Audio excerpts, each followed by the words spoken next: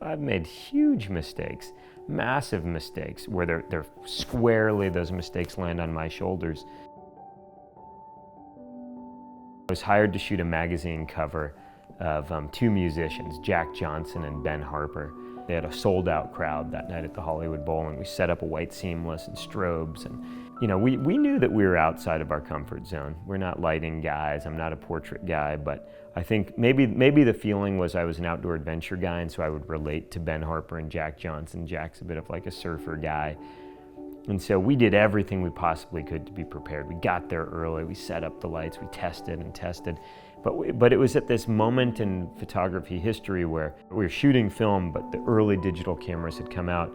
So we were basically using the digital camera as a Polaroid to make sure that everything looked good compositionally and exposure. And at the end, the publisher from the magazine is there, the editor is there, the agents are there, and the energy is just right. I mean, everything, the stars aligned, it was a perfect scenario.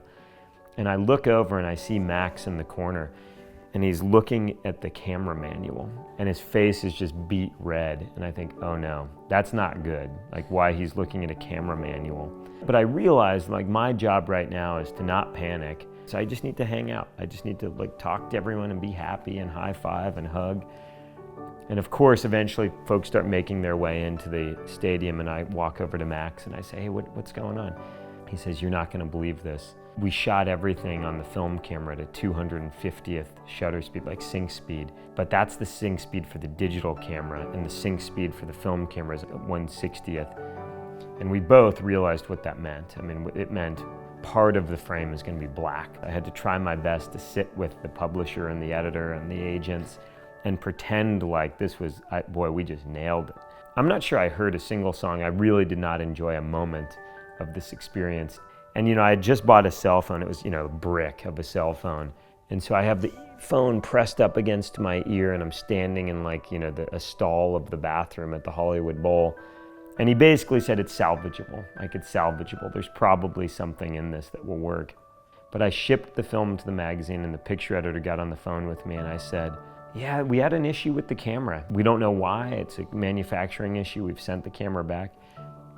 And it seemed like he bought it. It seemed like well, maybe the guy doesn't know enough about kind of flash sync. And 10 years later, over 10 years later, he and I had a communication, and he ended it with, P.S., did you ever figure out the flash sync of that camera?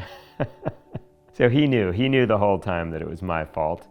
But I think he let me save face with my excuse about the manufacturer. And it was just an honest mistake. And I guess the lesson I've learned is just own it. You just own it. We're all humans. Everyone is a human. When you make a mistake, you just, as soon as I possibly can, I let people know. I don't try to hide it. I don't try to make excuses. I certainly don't try to put it on anyone else's shoulders. And in fact, if I'm leading the team, if I'm the director, and even one of my team members makes mistakes, guess what? I still own it.